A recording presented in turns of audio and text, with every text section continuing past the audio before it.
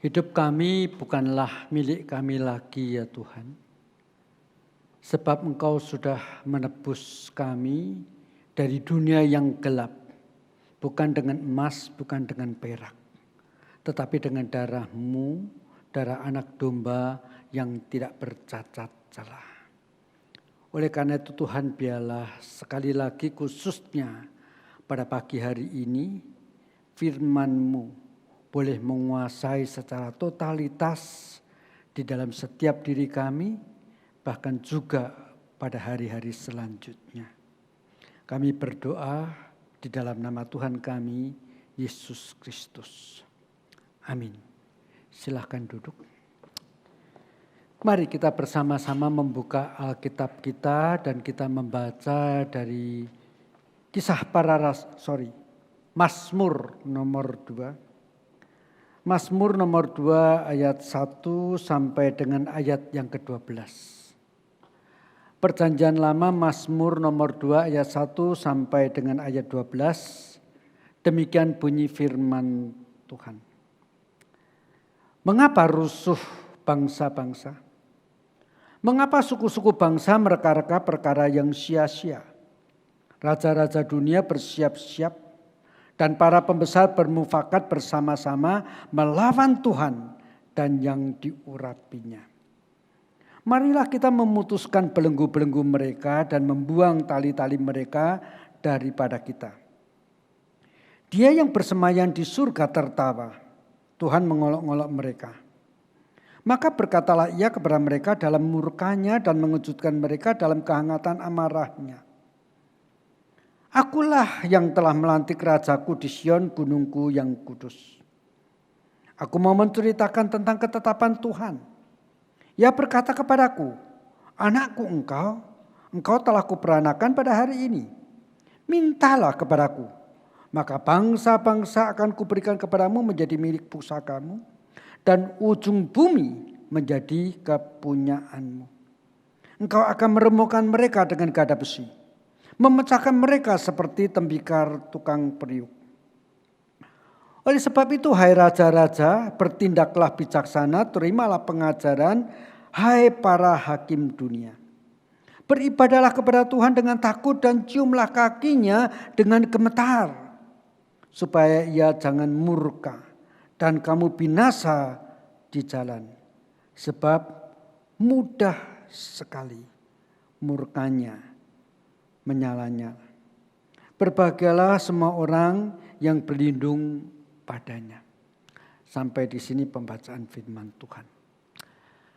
Jemaat yang dikasihi Tuhan, kita orang-orang Indonesia punya sebuah peribahasa. Bunyinya demikian, gajah sama gajah berperang, pelanduk mati di tengah. Yang sebetulnya menggambarkan kadang-kadang di dalam kehidupan setiap hari masyarakat, tatanan masyarakat kita ini, kekuatan dua pihak, terus-menerus konflik, dan yang lemah akhirnya yang kejepit. Nah, saudara, sebetulnya itu gampang sekali dijelaskan. Baik di dalam dunia internal khusus di NKRI Indonesia, atau bahkan di seluruh dunia ini. Begitu ya. Jadi kalau saya mau memakai satu contoh yang di luar Indonesia dulu deh. Sejak bulan Februari tahun lalu, Rusia dan Ukraina perang. Ya kan? Nah, sebetulnya itu perang antara Ukraina dengan Rusia kah? Atau Rusia dengan NATO? Pokoknya yang paling dikorbankan adalah Ukraina. Begitu. Nah, kalau kita bicara soal Indonesia, apalagi ini kalau kita bicara soal tahun politik 2024 ya. Oh, partai-partai mulai ini itu gitu ya. Kita ngikutin berita-berita mau di televisi, mau lewat YouTube, itu kadang-kadang jadi bingung gitu ya. Wah, udah saling menyerang antara calon presiden. Yang benar yang mana? Itu baru dari berita toh. Lalu sebetulnya bukan seperti ini. Kalau kita lihat dari kacamata rohani sebetulnya, kenapa sih di dalam dunia ini kita terus menerus manusia ini punya kesusahannya kayaknya gak selesai-selesai. Maka sederhana sebetulnya kuasa rohani, kuasa Tuhan terus menerus konflik dengan kuasa iblis yang dikatakan memang menguasai roh-roh di udara. Yang mati di tengah siapa?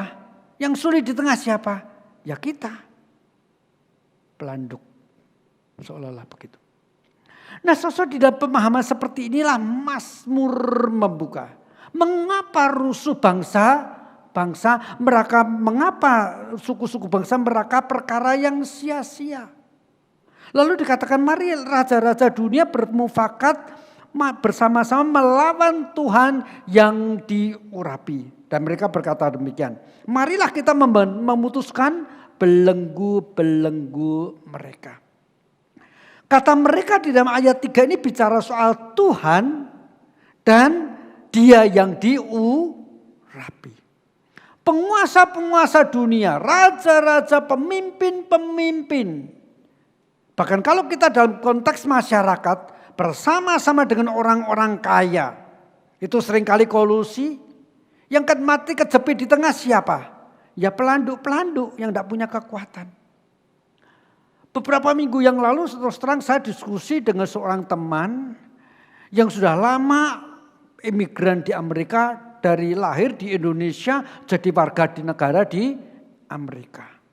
Diskusi soal politik. Lalu dia ngomong satu kalimat. Politik di Indonesia pokoknya saya simpulkan satu. Edan. Ngomongnya gitu. Saya NKRI dong masih tersinggung. Emang politik Amerika enggak edan? Lebih gila, saya bilang gitu. Saya kasih contoh, saya ngomong.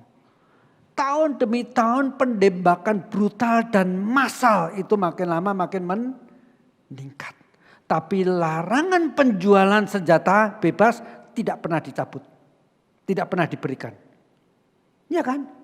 Emang ini apa bukan karena politik?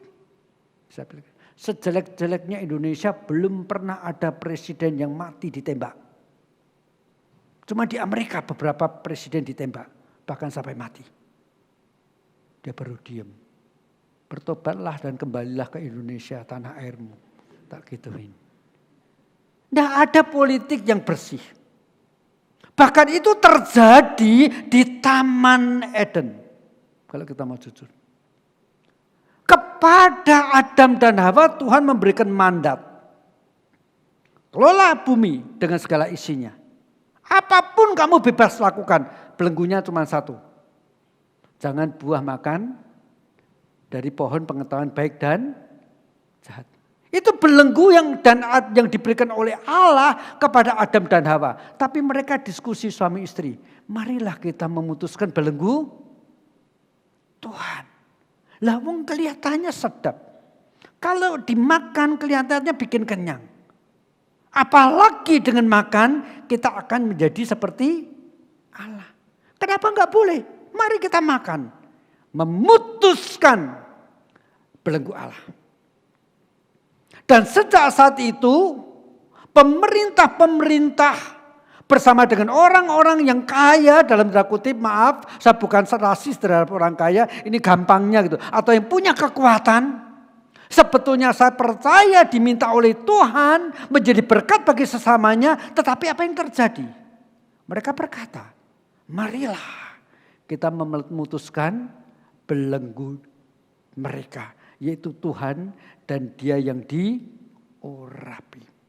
Itu bagian pertama daripada Mazmur nomor 2 ayat 1 sampai dengan ayat yang ke-3. Sepanjang zaman dimanapun orang ketika mendapatkan kuasa awalnya ngomongnya demi negara, demi bangsa. Tapi ujung-ujungnya tidak. Itulah sebabnya kita sebagai pelanduk-pelanduk mengalami kesusahan. Ya kan? Makin kecil, makin lemah, makin susah. Maka di dalam pemahaman seperti ini kemudian mulailah Mazmur nomor 2 masuk pada bagian yang kedua. Dia yang bersemayam di surga tertawa. Tuhan mengelak-ngelak mereka. Ketawa gitu ya. Maka berkatalah ia kepada mereka dalam murkanya dan mengejutkan mereka dalam amarahnya. Sosok jikalau di dalam hidup kita ini kita merasa sulit, seolah-olah begitu bebannya berat, terus kita rasanya aduh sampai kapan situasi seperti ini baru selesai. Jangan terus nunduk. Coba lihat dengan imanmu. Lihat dengan ke atas ke surga. Maka mestinya kalau imanmu iman yang beres, engkau akan mendapatkan kekuatan. Mirip seperti Yesaya. Pada waktu raja yang agung, Raja Uzia mati, wafat. Bahkan sebagai seorang nabi mestinya dia juga khawatir. Ini Raja Uzia yang ditakuti oleh negara-negara sekitar. Itu sudah mangkat, sudah wafat. Nanti suksesornya, anaknya apakah bisa seagung dengan ayahnya? Apakah ketika nanti tahtanya belum kokoh, tidak dipakai kesempatan oleh negara-negara sekitar untuk menghancurkan kekuatan dari kerajaan Israel dan Yehuda? Di dalam situasi seperti itu dikatakan dalam Yesaya pasal 6. Pada tahun matinya Raja Uzia, Yesaya melihat Tuhan yang duduk di atas tahtanya. Sesuatu tidak bisa dipungkirin. Selalu di dalam dunia penguasa-penguasa, kuasa dosa kalau sederhananya saya katakan begitu, akan terus menerus mencoba memberikan kepada kita beban yang berat. Muncul dalam berbagai bentuk. 3 tahun ini kita lelah. Wong saya udah kemana-mana tidak pakai masker. Kalian masih lebih rohani pakai masker. Entah ini nyindir atau negur saya tidak ngerti. Tetapi ini aturan gereja sih ya, taati saja. Tetapi kalau saya terus terang khotbah sambil pakai masker. Tidak bisa sebab apa? Kacamata saya jadi berkabut. Yang perempuan kelihatan cantik semua. Kalau gini saya terus terang lihat ada yang agak cantik, ada yang lebih cantik lagi. Gitu ya. Kalau saya pakai masker terus terang khotbah itu wah, nafas saya itu bikin kabut di kacamata saya. Ya, gitu. Jadi maafkan saya, tetapi jangan khawatir. Saya tidak berani mengatakan sehat secara sempurna. Tapi paling tidak sekarang ini pasti tidak menyebar virus COVID. Ya, oke. Nah saudara, kita lelah. Tetapi terhadap virus COVID yang 3 tahun ini membuat kita sepertinya letih. Kalau kita mau melihat ke surga, Tuhan itu sedang ketawa. COVID lu tuh siapa? Emang lu bisa bikin apa terhadap dunia ini? Ada guyonan beberapa awal ketika COVID ini merebak. Iblis ngomong sama pengikutnya. Lihat tuh. Gereja-gereja pada tutup. Tidak ada yang bisa beribadah. Tetapi di surga Yesus ngomong sama malaikat-malaikat. Lihat tuh. Sekarang setiap rumah orang Kristen jadi gereja. Saudara, dari sudut mana kita mau melihat? Melihat ke bawah. Kita melihat penguasa-penguasa dunia kelihatannya merajalela. Kita melihat ke atas. Tuhan sedang tersenyum geli. Saya hobi memelihara banyak binatang. Salah satunya kura-kura. Nah ada kura-kura darat, ada kura-kura air. Tetapi tidak pelihara buaya darat sih. Nah saya bicara kura-kura yang saya pelihara di kolam. Itu saya punya 2 kolam yang bentuknya susun gitu ya. Yang di bawah itu agak lebih kecil. Yang di atas agak lebih lebar. Nah kadang-kadang kalau saya lagi males ngasih kura-kura yang di kolam itu yang di lantai 1. Saya dari balkon lantai 2 ngelemparin pelet ke kolam itu. Tetapi waktu saya ngelempar yang di kolam atas gampang, belum pasti kena. Karena itu kan lebih lebar. Yang di bawah itu yang susah.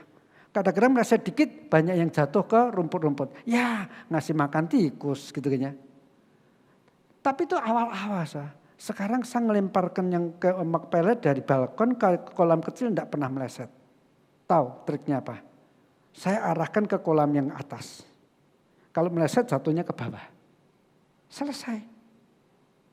Saudara, jangan terus melemparkan segala sesuatu yang di bawah. Akan terbuang sia-sia. Kita lahir tidak membawa apa-apa. Ada lagu kan bunyinya gimana? Ku tak membawa apapun juga. Lalu apa? Waktu aku datang ke dunia, lalu ku tinggal semua. Pada akhirnya, gimana teks selanjutnya? Saat ku kembali ke surga, gitu. GR lo, emang rumahmu surga? Itu sorry teks ini ada keliru dikit ya. Kita tuh berasal dari dunia. Tetapi Tuhan memberikan kehormatan. Barang siapa percaya kepada Kristus, bukan kembali kepada tanah. Tetapi Tuhan Yesus berkata, di rumah Bapakku, bukan rumah Bapakmu enak aja. Tetapi kita sekarang diadopsi oleh Tuhan sih. Di rumah Bapakku banyak tempat aku menyediakan bagimu. Jadi saya lebih senang mengatakan, ku tak membawa apapun juga gitu. Lalu ku tinggal semua. Pada waktuku pergi ke rumah Bapa. Atau datang ke rumah Bapa, jangan kembali. Itu bukan rumahmu, lihat KTP-nya ayo. Gitu loh. Luar biasa. Itu sebabnya tadi saya katakan, jangan mencari apa yang akhirnya kamu lempar di bawah. Lihat ke atas, lempar ke atas. Itu sebabnya Tuhan Yesus pernah berkata kepada Petrus, apa yang kau ikat di bumi akan terikat di surga. Apa yang kau lepas di bumi juga akan terlepas di surga. Itu berbicara tentang penginjilan. Sesungguhnya kau merasa berat di dalam dunia ini, jangan terus lihat ke bawah, lihat ke atas. Disitulah yang kekal, yang menjadi pengharapan, yang menjadi kekuatan kita.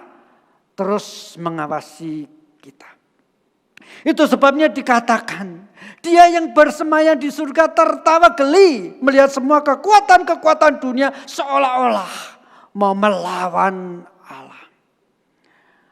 Lalu Mazmur 2 beralih pembicaraannya, yaitu perbincangan antara Bapa dengan anaknya, Tuhan dengan yang rapi. Yang tadi dikatakan marilah kita memutuskan belenggu mereka. Mereka di sini Tuhan dan yang diurapi. Anakku engkau. Aku telah melantik anakku di Sion gunungku yang kudus. Itu pembicaraan kalimat daripada Tuhan. Aku akan melantik rajaku di Sion anakku. Lalu berbicara kepada anakku engkau. Pembicaraan antara Bapa dengan anaknya. Engkau anakku, aku telah menetapkan engkau menjadi raja. Mintalah. Maka bangsa-bangsa akan kuberikan kepadamu. Seluruh bumi akan menjadi milik kepunyaanmu. Engkau akan yang menguasai dengan gada besi. Saudara pada waktu berbicara tentang aku akan melantik rajaku di gunungku yang kudus Sion. Bagi kita sekarang itu menjadi jelas sekali. Itu pastilah tidak bisa ditafsir yang lain. Peristiwa penyaliban Kristus di Bukit Golgota. Pada waktu Herodes, Pilatus bersama-sama dengan ahli-ahli Taurat, imam-imam orang Yahudi, pemegang kuasa agama orang Yahudi bermufakat untuk menyalibkan Yesus di kayu salib. Bagi mereka sedang menang. Bagi mereka sedang memutuskan rantai yang membelenggu mereka. Sebuah perlawanan raja-raja dunia melawan Kristus dan Tuhan. Tetapi maaf kata waktu itu murid-murid belum pernah dengar khotbah saya. Mereka melihatnya ke bawah. Mereka melihat Kristus sudah ditangkap. Sudah ditemeti begitu rupa. Bahkan kemudian divonis disalibkan. Mereka ketakutan sebab apa? Mereka melihat yang di bawah. Mereka tidak sanggup melihat. Justru ini peristiwa penobatan. Pelantikan Kristus menjadi raja yang mulia. Raja-raja dunia. Begitu dia naik tahta mulai berpikir. Bagaimana aku bisa dicatat sebagai raja yang paling agung. Maka dia mulai dengan ambisinya mungkin bahkan mengerahkan sekian banyak rakyatnya. Menjadi prajurit-prajurit untuk mulai merebut daerah sini, merebut daerah sana, merebut daerah-daerah yang lain. Wilayahnya makin besar. Lalu yang dicatat siapa? Kalau dia berhasil, kebesaran namanya. Misalnya salah satu contoh. Pada waktu kita bicara soal Perancis. Kaisar yang paling agung dalam tanda kutip. Kita langsung ngomong Napoleon Bonaparte. Tapi dicatat enggak? Berapa banyak rakyat Perancis yang waktu itu menjadi prajurit-prajurit yang gugur di medan perang. Untuk supaya hari ini kita kenal nama Napoleon Bonaparte. Enggak ada. Enggak ada. Kita kenal, ditanya siapa kaisar yang dulu dengan pada zaman dia memerintah hampir saja menguasai seluruh Asia. Ya Kaisar Hirohito, kita ngomongnya gitu. Kita tahunya Kaisar Hirohito. Tetapi kita kenal enggak sekian banyak prajurit-prajurit Jepang yang harus berkorban dengan kamikaze-nya dan lain sebagainya. Enggak tahu kita. Itu raja-raja dunia. Begitu mau berkuasa, menuntut umatnya, mengucurkan darah bagi keagungannya. Tetapi raja kita, raja mulia, dia justru memulai mengucurkan darahnya, menderita sengsara. Bagi siapa? Bagi kalian yang jelek-jelek. Yang berani ngomong kalian baik, bertobatlah. Tetapi yang lebih jelek dari kalian saya. Itu sebabnya disuruh jadi pendeta. Kalau enggak jadi pendeta pasti masih jelek. Pendeta aja masih kelihatan jeleknya kok, ya kan? Ya, inilah raja kita. Inilah raja kita. Justru naik tahta dengan terlebih dahulu mengucurkan darahnya. Tidak tahukah kamu bahwa kamu telah ditebus? Dan harganya telah lunas dibayar. Bukan dengan emas, bukan dengan perak. Dengan darah Raja Surga yang menjadi manusia dan mati di atas kayu salib. Dan itulah yang dikatakan oleh Mazmur nomor 2. Aku telah melantik rajaku di Sion, gunungku yang Tetapi puji syukur setelah Allah Bapa berkata demikian, dia lalu berkata kepada Tuhan Yesus, anakku engkau mintalah, maka bangsa akan kuberikan kepadamu dan seujung dunia menjadi milikmu. Tadi kita membaca ayat yang dikatakan Tuhan Yesus sebelum ia naik ke surga, yang kita kenal dengan amanat agung. Di benak saya terus terang, di dalam perasaan saya seolah-olah berpikir pada waktu itu ketika Kristus sudah dilantik menjadi raja. Karena dia sudah mati dan bangkit. Dia teringat Mazmur nomor 2 ini. Bapakku pernah berjanji, hari aku menjadi raja. Minta apa saja, pasti diberi. Maka dia berkata kepada murid-muridnya, bukan? Segala kuasa di surga dan di bumi telah diserahkan ke dalam tanganku. Artinya apa? Dia mengatakan, aku sudah menjadi raja. Di dalam Mazmur nomor 2, Hanya dikatakan aku melantik anakku menjadi raja di Sion. Kesan kita kalau dari Mazmur nomor 2 cukup agak sempit jujur. Dipikir ya raja-raja menjadi raja di dunia yang menguasai seluruh dunia. Tetapi sampai Yesus bangkit sebelum naik ke surga dia mengatakan kerajaanku bukan cuma di dunia.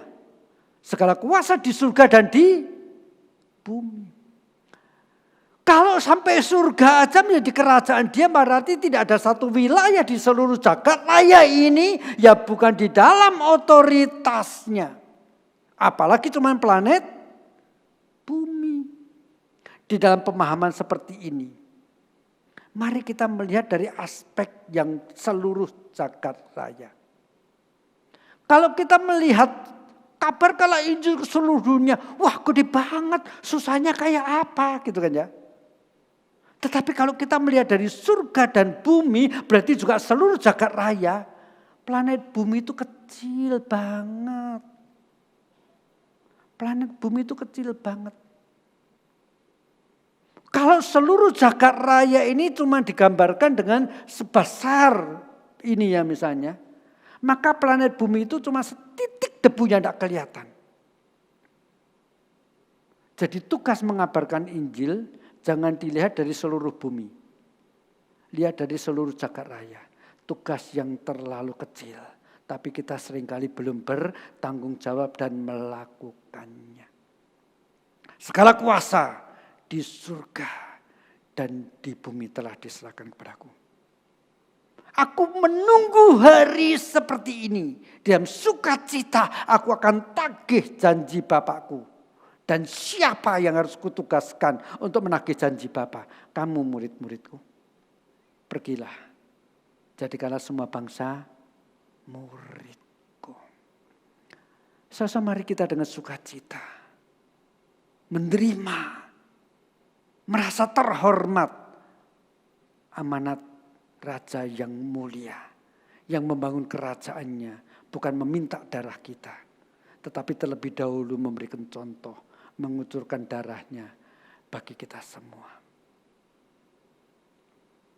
Dan puji syukur dia berjanji. Kamu tidak bisa, tidak usah khawatir. Kalau Roh Kudus turun atasmu, kamu akan menerima kuasa. Kamu akan menjadi saksiku. Ya kan?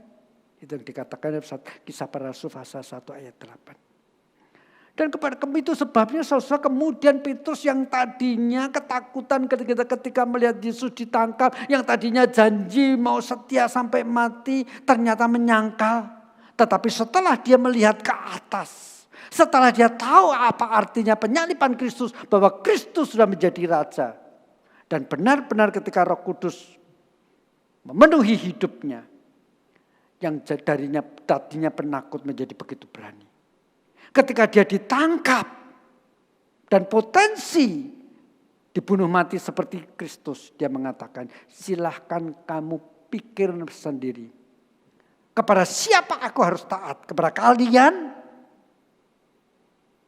atau kepada Allah?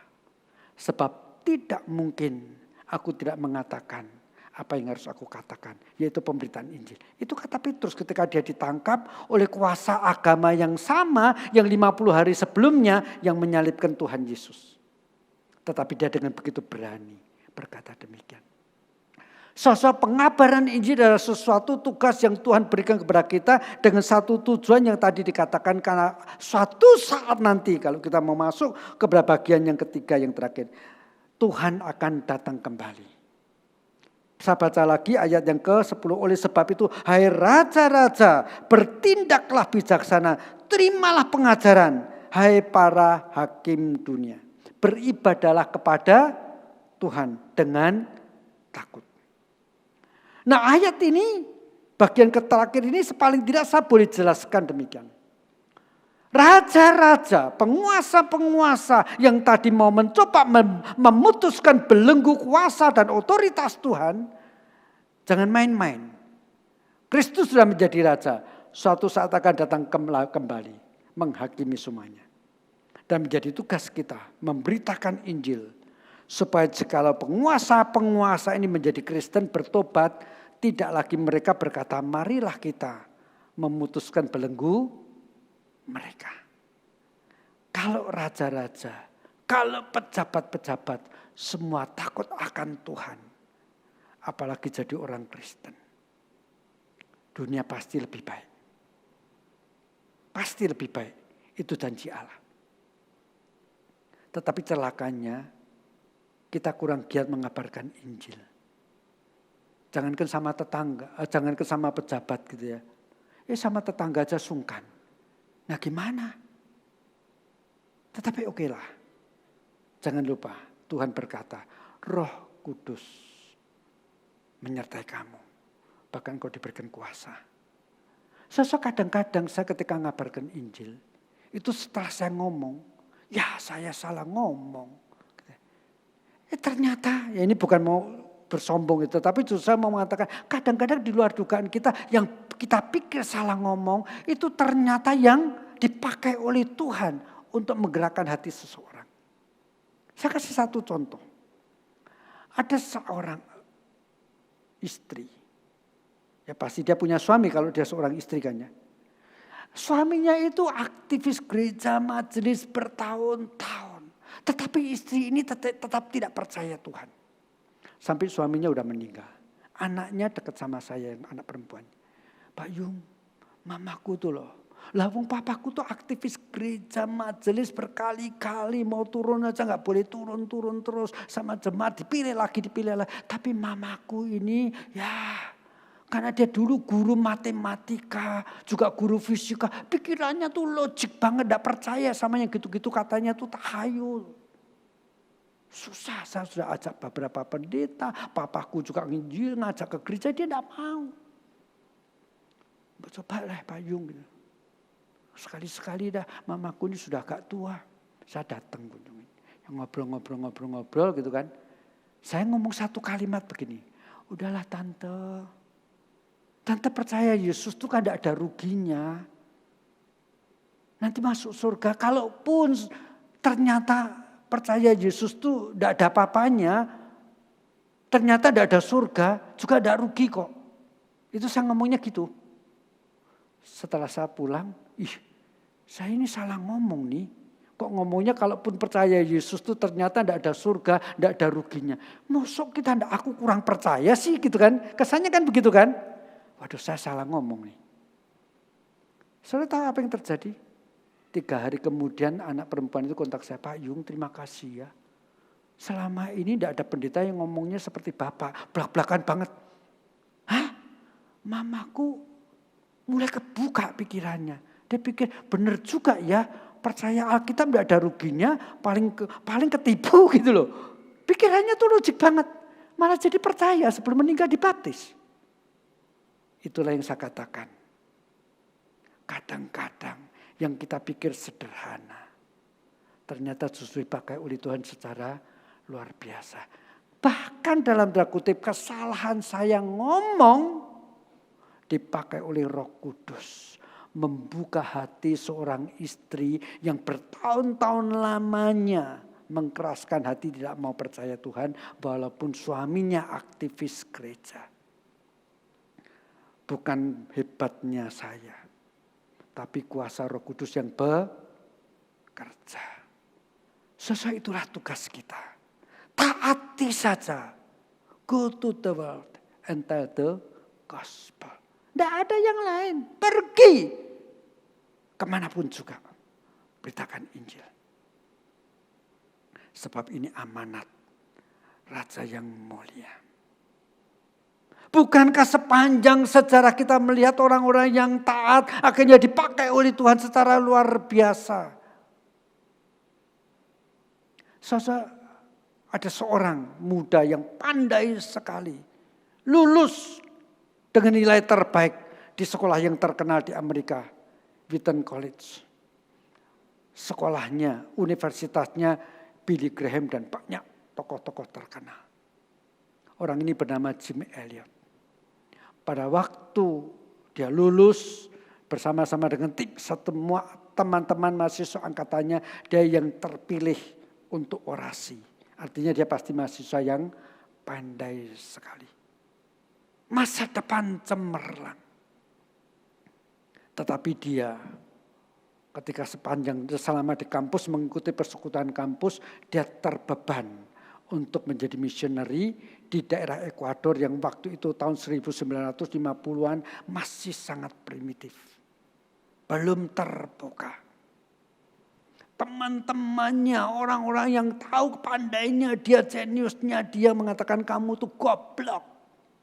Masa depanmu cerah. Kenapa harus pergi ke Ekuador?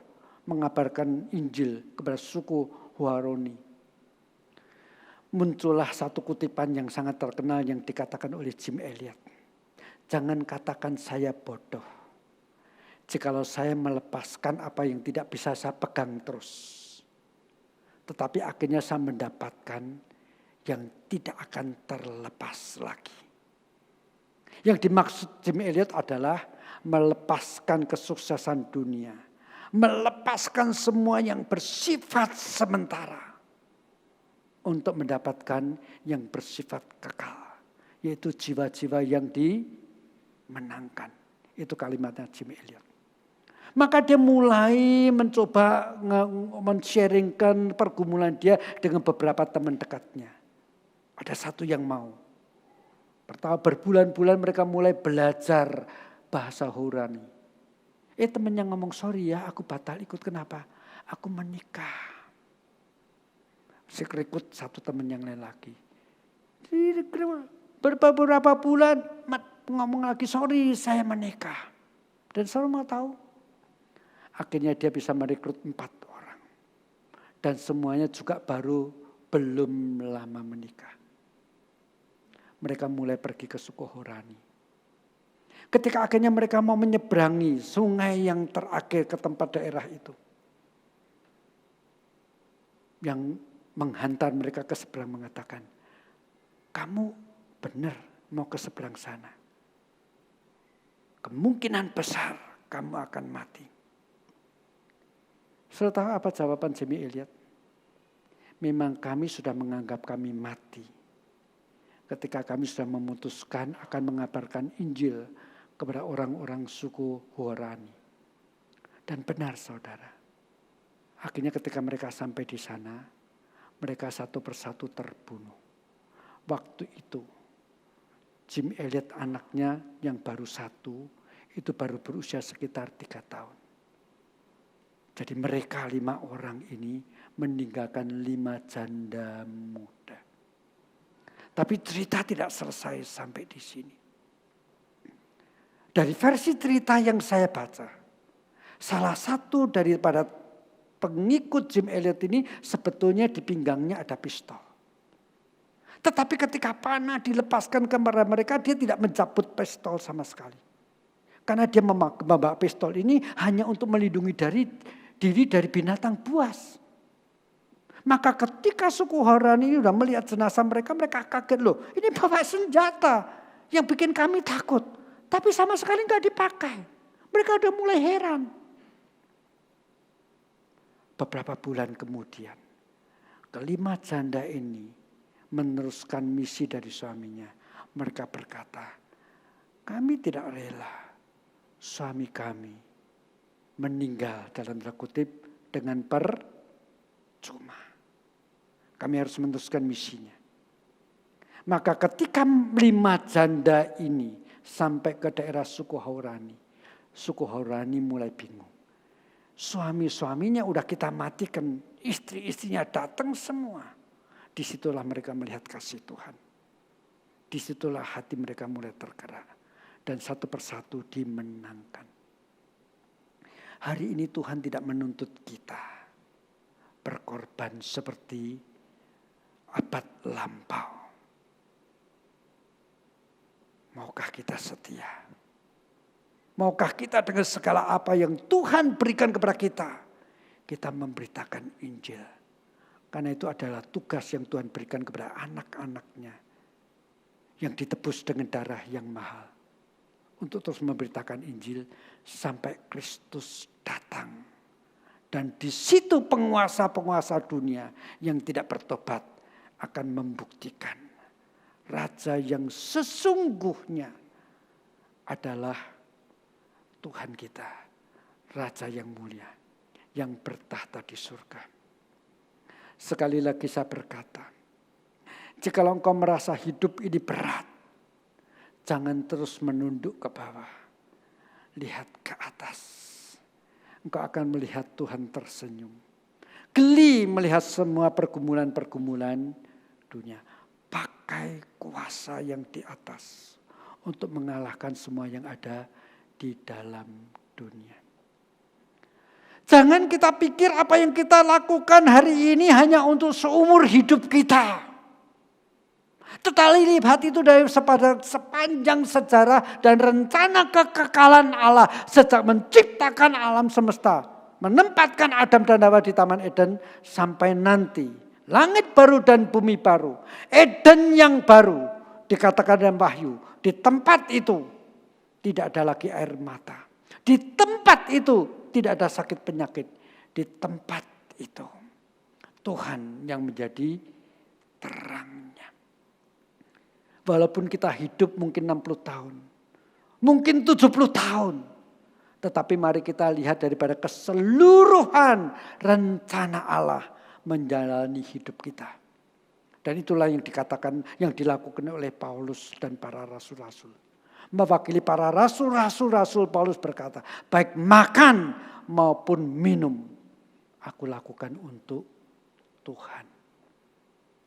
Nah, saudara kekasih dalam Tuhan Yesus Kristus, nanti kalau Presiden Jokowi ini pensiun, kelihatannya dia akan kembali ke kota Solo, gitu kan ya.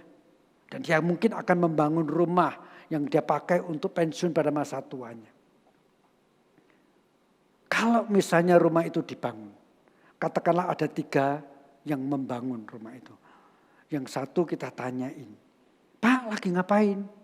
Dengar ada jengkel karena ini lagi capek-capeknya dia kerja. Udah tahu saya lagi bikin tembok, masih nanya. Itu yang pertama. Yang kedua, saya tanyain lagi, Pak lagi ngapain? Oh saya mau bangun rumah. Untuk siapa? Ya enggak tahu. Lalu yang ketiga ketika saya tanya lagi, Pak lagi ngapain? Oh saya ini lagi bangun rumah. Katanya rumah ini nanti ditempati sama Presiden Jokowi. Saya mau tanya. Yang membangun dengan lebih hati-hati, lebih rapi, sedapat-dapatnya melakukan yang terbaik yang mana? Yang pertama? Pasti yang ketiga. Ini rumah kelihatannya yang saya bangun ini nanti yang nempati adalah Presiden Jokowi. Mari kita dengan semangat seperti pembangun yang ketiga ini menjalani hidup kita. Saya menjalani hidup ini bagian dari rencana Allah secara kekal dari alfa sampai omega. Minimal dari Kristus menjadi raja sampai dia datang kembali.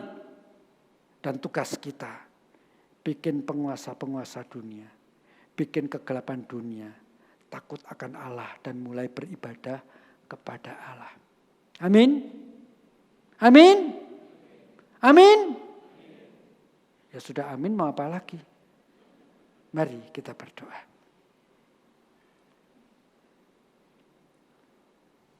Kepadamu Tuhan kami bersyukur. Kami mempunyai Raja yang kekal. Yang membangun kerajaannya di dalam kuasanya. Engkaulah yang memulai sejarah dan Engkaulah yang akan mengakhiri sejarah. Engkaulah yang menguasai segala kuasa di surga maupun di bumi. Jikalau para malaikat-malaikat pun sujud menyembah Engkau, siapa kami Tuhan yang boleh melawan perintah dan kehendak-Mu? Berikanlah kepada kami Tuhan ketaatan selama kami masih bisa. Selama Engkau masih memberikan kepada kami kesempatan, bahkan kelimpahan berkat. Kami melaksanakan amanat-Mu. Pergi, memberitakan Injil kepada siapapun yang kepadanya kami bisa beritakan Injil. Kami tahu keterbatasan kami. Tetapi pada saat yang sama kami percaya. Kuasa Roh-Mu menyertai kami. Bahkan memberikan kepada kami hikmat bijaksana. Sehingga melalui tutur kata kami, Kami boleh membawa banyak jiwa yang tidak akan terhilang, yang tidak akan terlepas, yang boleh kami bawa sampai kepada kekalan untuk kami persembahkan bagi kemuliaan Raja kami. Terima kasih Tuhan. Kami mengucap syukur sepanjang 1 bulan ini dari minggu pertama sampai dengan minggu terakhir di tempat ini, di gereja ini, melalui mimbar ini terus-menerus diberitakan melalui bulan misi kesungguhan untuk memberitakan Injil. Dan hari ini ya Tuhan, minggu terakhir daripada bulan misi. Biarlah seluruh rangkaian khotbah dari minggu pertama sampai minggu kelima ini betul-betul membuat kami semua bagian daripada Gereja Kalam Kudus Solo ini berkobar-kobar. Memberitakan Injil, dipenuhi dengan kasih surgawi untuk orang-orang yang masih hidup di dalam kegelapan. Tuhan, ini kami semua. Kepadamu kami serahkan hidup kami persembahkan sebagai korban yang harum di hadapan-Mu. Terima kasih Tuhan. Dalam nama Kristus Yesus kami berdoa. Amin.